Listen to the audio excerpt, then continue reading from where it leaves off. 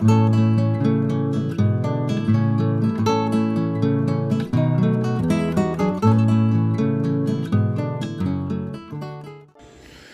Friends, good morning. मैं हूं MJ. Friends, आज की वीडियो ये टॉपिक पे रहेगी कि एक ऐसा कॉम्बिनेशन जिसकी वजह से आपके जो प्लांट्स है वो बहुत ही अच्छी ग्रोथ करना स्टार्ट कर देंगे। अगर आपने प्लांट के ऊपर ग्रोथ रुकी हुई है, प्लांट नए शूट्स प्रोड्यूस नहीं कर रहा है, बिल्कुल स्टैंड बाय मोड में चला गया है, सेम टू सेम पोजीशन में अभी खड़ा है, तो बाद में ये कॉम्बिनेशन आपके यूज़ में आ सकता है।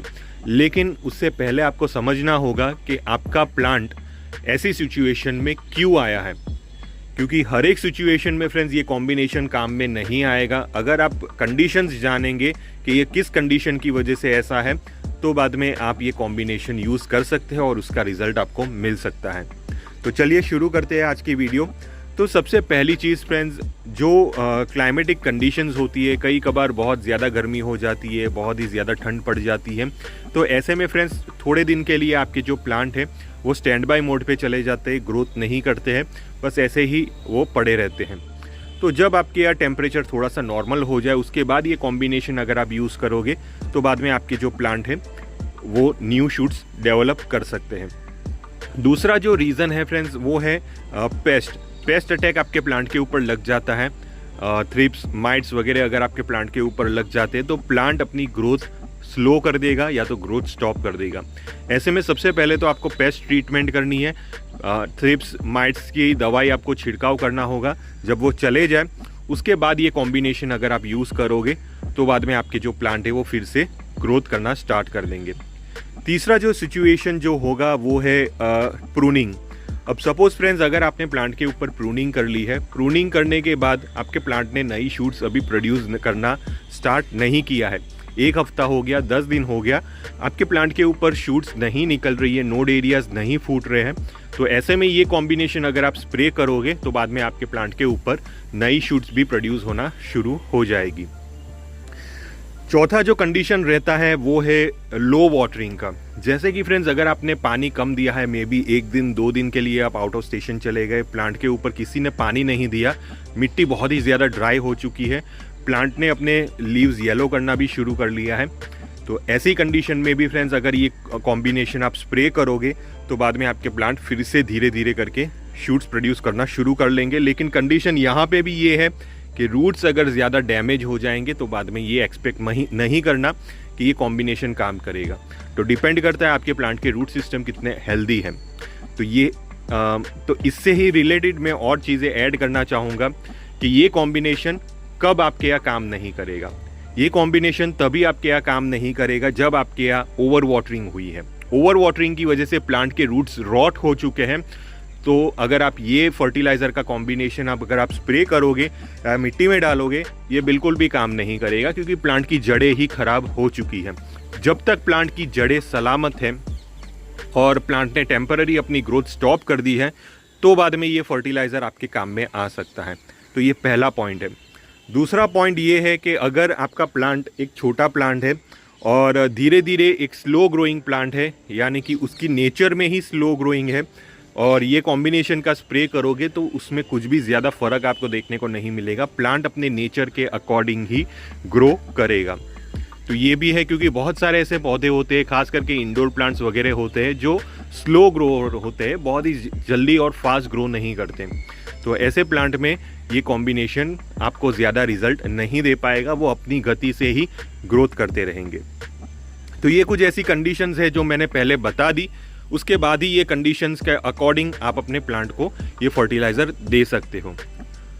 तो वो कॉम्बिनेशन ये है, सबसे पहले 13-0-45। 13-0-45 बेसिकली इसके अंदर नाइट्रोजन और पोटेशियम होता है, फॉस्फोरस 0 होता है। ये जो फर्टिलाइज़र है फ्रेंड्स 13-0-45 एक बेसिकली प्लांट की इम्यून सिस्टम को भी बढ़ाता है, प्लांट को मजबूत बनाता है और जो नोड एरियाज है उसको खुलने में हेल्प करता है। दूसरा जो फर्टिलाइज़र है वो है कैल्शियम नाइट्रेट। कैल्शियम नाइट्रेट भी प्लांट की जो नोड एरियाज है, यानी कि ये जो ब्रांचेस है, उसको हल्का सा सॉफ्ट करेगा। सॉफ्ट करने की वजह से ये नोड एरियाज के अंदर से जल्दी फुटाव बाहर निकलेंगे।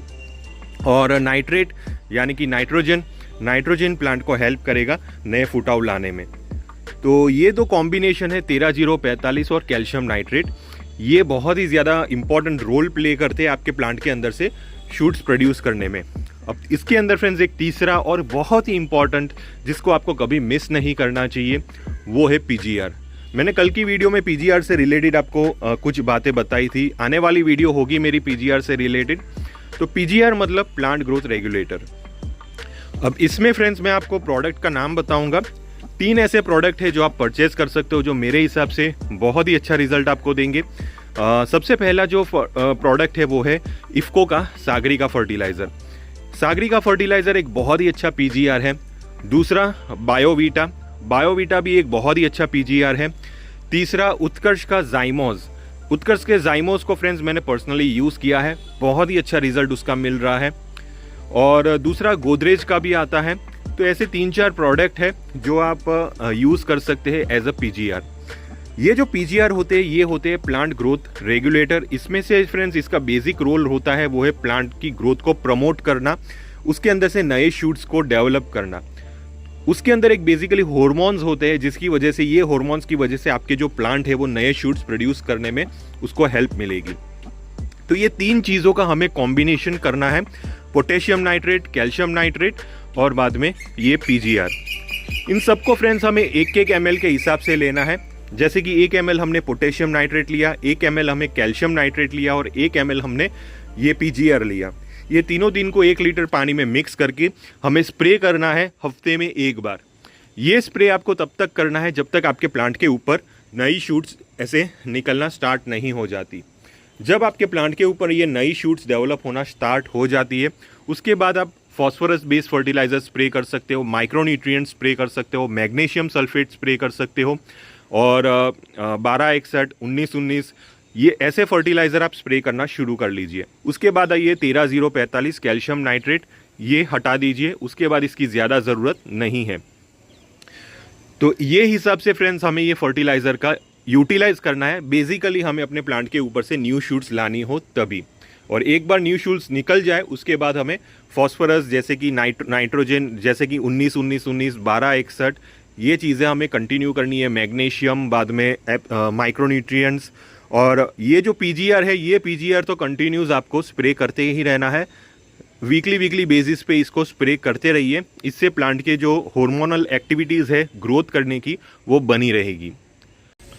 आखिर में सबसे इम्पॉर्टेंट चीज़, जैसे ही फ्रेंड्स आप ये कैल्शियम नाइट्रेट स्प्रे करोगे, यानी कि कैल्शियम अगर प्लांट को मिलना शुरू हो जाएगा तो प्लांट के जो नोड एरियाज़ है वो सॉफ्ट हो जाएंगे, और सॉफ्ट नोड एरियाज़ के अंदर से बहुत ही जल्दी लीव्स बाहर निकलना शुरू हो जाएंगे। लीव्स की जो थिकनेस होगी वो भी सॉफ्ट होगी। तो ऐसे में फ्रेंड्स आपके प्लांट के ऊपर थ्रिप्स, माइट्स और दूसरी बीमारी इजीली लग सकती है। तो उसके लिए आपको इंसेक्टिसाइड का स्प्रे करना है।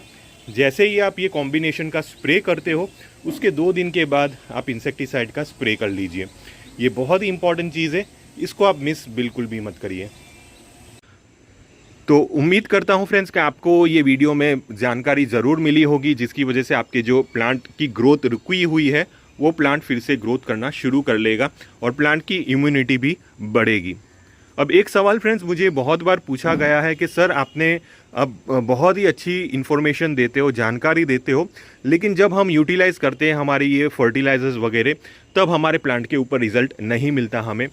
देखिए फ्रेंड्स, रिज़ल्ट अगर आपको अपने प्लांट पे चाहिए तो सबसे पहली चीज़ आपको ये करनी होगी कि वीडियोस को अच्छी तरह समझिए, बिना स्किप किए हुए पूरी वीडियो को देखिए, क्योंकि बीच बीच में ऐसी लाइंस मैं बोलता हूँ जो एक ही लाइन होती है लेकिन बहुत ही ज़्यादा ज़रूरी लाइन होती है।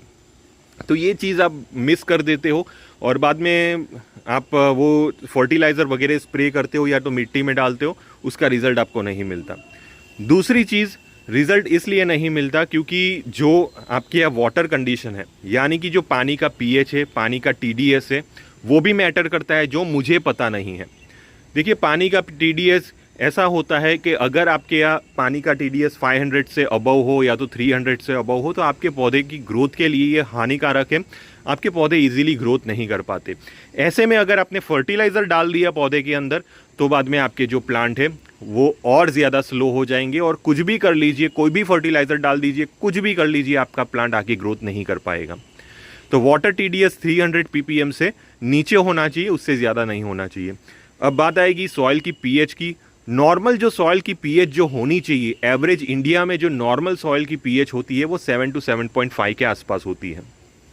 तो अगर ये पीएच रहेगी तो बाद में आपका जो प्लांट है वो ग्रोथ कर पाएगा।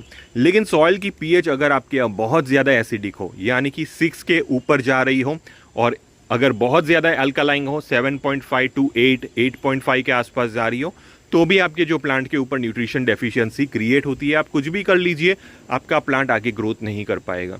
तो ये भी बहुत ही इंपॉर्टेंट चीज़ है जो आपको देखनी है। सिर्फ मैंने ये सारी चीज़ें बता दी तो बाद में इसका मतलब ये नहीं है कि प्लांट ग्रोथ पकड़ लेगा। बहुत सारी चीज़ें होती है जो आपको कंबाइन करके एक प्लांट को ग्रो करने में मदद करती है। तो जितनी भी मैं वीडियोस बताता हूँ फ्रेंड्स, ये सारी वीडियोस आप एक नॉलेज के दौर पे लीजिए कि ये फर्टिलाइज़र से ये काम होता है, लेकिन उसके अलावा भी बहुत सारे ऐसे रीजंस होते हैं जिसकी वजह से आपके जो प्लांट है वो ग्रोथ नहीं कर पाते। तो ये जो पॉइंट्स है ये आपको खुद ही पकड़ना होगा। जो मैं वीडियोस बनाता हूँ वो वीडियोस इन्फॉर्मेटिव होती है, तो वो पॉइंट्स आप पकड़िए, पूरी वीडियो देखिए, जिसकी वजह से आपको हेल्प मिल सकती है। तो अगर आपको किसी भी टाइप का कन्फ्यूजन हुआ तो प्लीज़ आप मुझे इंस्टाग्राम पे मैसेज कर सकते हो, टेलीग्राम ग्रुप में मैसेज कर सकते हो। टिल देन के लिए थैंक यू फ्रेंड्स, और हैप्पी गार्डनिंग।